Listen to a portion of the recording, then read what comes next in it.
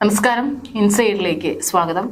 സ്ത്രീ സുരക്ഷയെക്കുറിച്ച് വാതോരാതെ സംസാരിക്കുന്ന സഖാക്കൾ, തങ്ങളുടെ സഖാത്തികൾക്ക് എന്തെങ്കിലും പ്രശ്നമുണ്ടായാൽ അവരെ വളഞ്ഞിട്ട് തല്ലുന്ന സഖാക്കൾ, ഒരു പാവ മനുഷ്യനെ ജനങ്ങളുടെ മുൻപിൽ നാണം കെടുത്തി ആത്മഹത്യയിലേക്ക് തള്ളിവിട്ട വനിതാ നേതാവിനെ തലയിലെടുത്ത് ഉയർത്തിക്കൊണ്ട് നടക്കുന്ന പാർട്ടി. എന്നാൽ ഈ പരിഗണന എല്ലാം പാർട്ടിയെ അനുസരിച്ച് നിൽക്കുന്നവർക്ക് മാത്രം കിട്ടുന്നതാണെങ്കിൽ, അല്ലെങ്കിൽ സ്ഥിതി നേരെ മറിച്ചാകും. അതിപ്പോൾ ആണായാലും പെണ്ണായാലും. കഴിഞ്ഞ ദിവസം കൂത്താട്ടുകുളം നഗരസഭയിൽ അവിശ്വാസ പ്രമേയ ചർച്ചയ്ക്ക് എടുക്കാനിരിക്കെ വളരെ നാടകീയമായ രംഗങ്ങളാണ് ഉണ്ടായത്. നാടകീയം എന്നൊക്കെ പറഞ്ഞാൽ വളരെ ചെറുതാവും. CPM കൗൺസിലർ കലാരാജുവിനെ ഒരു കൂട്ടം ആളുകൾ ചേർന്ന് പാർട്ടി ഓഫീസിലേക്ക് തട്ടിക്കൊണ്ടുപോയി. ഒരു സ്ത്രീ എന്ന പരിഗണന പോലും ഇല്ലാതെ പൊതുമധ്യത്തിലൂടെ അവരെ സാരി വലിച്ചു കീറി വണ്ടിയിലേക്ക് ബലമായി തള്ളിക്കയറ്റി.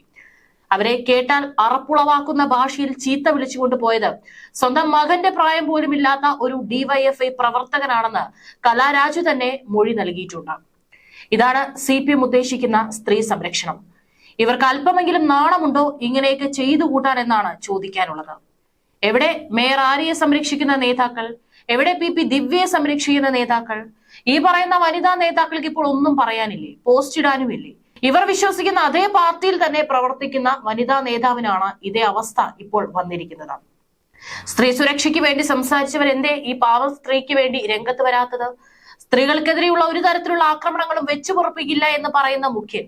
നാണക്കേട്. ഇതാണോ പുരോഗമന പ്രസ്ഥാനം? സംഭവത്തിന്റെ വിശദാംശങ്ങൾ ഇപ്രകാരമാണ്. LDF ഭരണസമിതിക്കെതിരെ കഴിഞ്ഞ ദിവസം അവിശ്വാസ പ്രമേയം ചർച്ചയ്ക്ക് എടുക്കാൻ ഇരിക്കവെയാണ് രാവിലെ നാടകീയമായിട്ടുള്ള രംഗങ്ങൾ ഉണ്ടായത്. കൂത്താട്ടുകുളം നഗരസഭയിൽ അവിശ്വാസ പ്രമേയം ചർച്ചയ്ക്ക് എടുക്കാനിരിക്കുന്നതിന് കുറച്ച് സമയങ്ങൾക്ക് മുമ്പാണ് CPM കൗൺസിലർ കലാരാജുവിനെ തട്ടിക്കൊണ്ടുപോയത്. CPM കൂത്താട്ടുകുളം ഏരിയ സെക്രട്ടറി, നഗരസഭാ chairperson, vice chairman, party local secretary എന്നിവരടക്കം 45 പേരെ പ്രതിയാക്കി കലാരാജുവിന്റെ മകന്റെ പരാതിയിൽ പോലീസ് കേസെടുത്തു. തങ്ങൾ 13 കൗൺസിലർമാരോടും അവിശ്വാസ പ്രമേയ ചർച്ചയിൽ നിന്ന് വിട്ടുനിൽക്കാൻ ആവശ്യപ്പെട്ടിരുന്നുവെന്നും ഇത് പ്രകാരം കലാരാജു അടക്കം എല്ലാവരും പാർട്ടി ഓഫീസിലാണ് ഉണ്ടായിരുന്നതെന്നും നഗരസഭ വൈസ് ചെയർമാൻ സണ്ണി കുര്യാക്കോസ് ഇതിനോട് പ്രതികരിച്ചത് ഇങ്ങനെയാണ്. അവിശ്വാസ പ്രമേയ ചർച്ചയുടെ സമയം കഴിഞ്ഞപ്പോൾ കലാരാജു അടക്കം എല്ലാവരും വീട്ടിൽ നിന്ന് പോയെന്നും ആരും ആരെയും തട്ടിക്കൊണ്ടുപോയില്ലെന്നാണ് അദ്ദേഹം വാദിച്ചത്. ഇത് തള്ളിയാണ് ഇപ്പോൾ കലാരാജു തന്നെ രംഗത്ത് വന്നത്. കൗൺസിലർ കലാരാജുവിന്റെ വാക്കുകൾ ഇപ്രകാരമാണ്. ഓഫീസിന്റെ വാതിക്കൽ വന്നിറങ്ങിയ സമയത്താണ് സംഭവം. വണ്ടിയിൽ ഇറങ്ങിയ സമയത്ത് എന്നെ വളയുകയും എനിക്ക് നേരെ ആക്രോശിക്കുകയും ചെയ്തു. വസ്ത്രം വലിച്ചു കീറി. ഒരു സ്ത്രീ എന്ന പരിഗണന പോലും നൽകാതെ പൊതുജന മധ്യത്തിൽ വസ്ത്രം വലിച്ചു കീറി. വണ്ടിയിലേക്ക് വലിച്ചെറിയട എന്നാണ് നേതാക്കൾ ആക്രോശിച്ചത്. കാലുവെട്ടുമെന്ന് CPM പ്രവർത്തകൻ ഭീഷണിപ്പെടുത്തി. എന്റെ മകനേക്കാൾ പ്രായം കുറഞ്ഞൊരു പയ്യനാണ് ഇത്തരത്തിൽ ഭീഷണിപ്പെടുത്തിയത്. ഭീഷണിപ്പെടുത്തിയവരിൽ പാർട്ടിയുടെ മുഴുവൻ ആളുകളും ഉണ്ടായിരുന്നു. പാർട്ടിയെ ചതിച്ച് മുന്നോട്ട് പോകാനല്ല ശ്രമിച്ചത്. പരിരക്ഷ കിട്ടാതെ വന്നതോടെയാണ് അതൃപ്തി അറിയിച്ചത്. 4 മാസം മുമ്പ് ഇവരെ കാര്യങ്ങൾ അറിയിച്ചതാണ്. എന്റെ വ്യക്തിപരമായ കാര്യങ്ങൾ അറിയിച്ചതാണ്. എന്നാൽ യാതൊരു മറുപടിയും നൽകാതെ വന്നതോടെയാണ് പ്രതികരിക്കാൻ തുടങ്ങിയത്. ഏരിയ കമ്മിറ്റി ഓഫീസിലേക്കാണ് എന്നെ കൊണ്ടുപോയത്.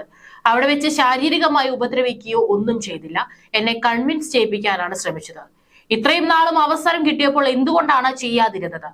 ഇപ്പോൾ അവസാന നിമിഷം ചെയ്യാൻ കാരണം എന്താണ് എന്നെല്ലാം ചോദിച്ചു. ഒരു DYFI നേതാവാണ് വണ്ടിയിൽ കടത്തിക്കൊണ്ടുപോയത്. എന്തിനാണ് എന്നെ ഉപദ്രവിച്ച് കൊണ്ടുപോകുന്നത് എന്ന് ചോദിച്ചു.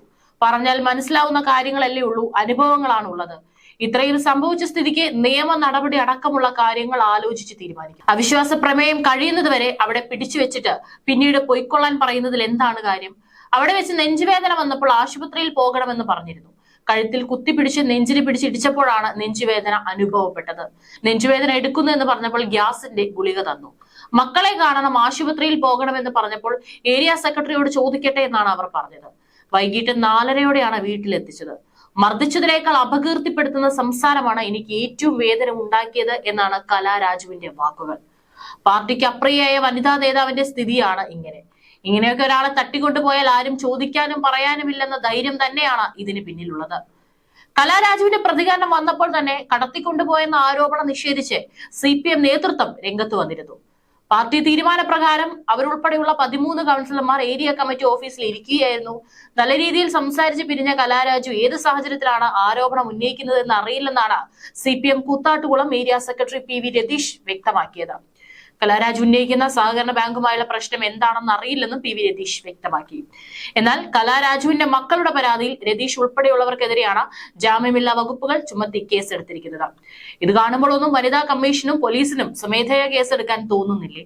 ഇനിയിപ്പോൾ ഉടനെ പാർട്ടി അന്വേഷിക്കുമെന്ന് ഗോവിന്ദൻ സഖാവ് ഉടനെ പറയുമായിരിക്കും. ഏതായാലും വളരെ മോശമായിട്ടുള്ള രീതിയിൽ തന്നെയാണ് ഒരു വനിതാ സഖാവിനോട്, അതിലുപരി ഒരു പാർട്ടി പ്രവർത്തകയോടും ജനപ്രതിനിധിയോടും പെരുമാറിയിട്ടുള്ളത്. എന്തായാലും ഇനി എന്തായിരിക്കും ഇറക്കാൻ പോകുന്ന ക്യാപ്സ്യൂൾ എന്നുള്ളതാണ് എല്ലാവരും നോക്കിക്കാണുന്നത്.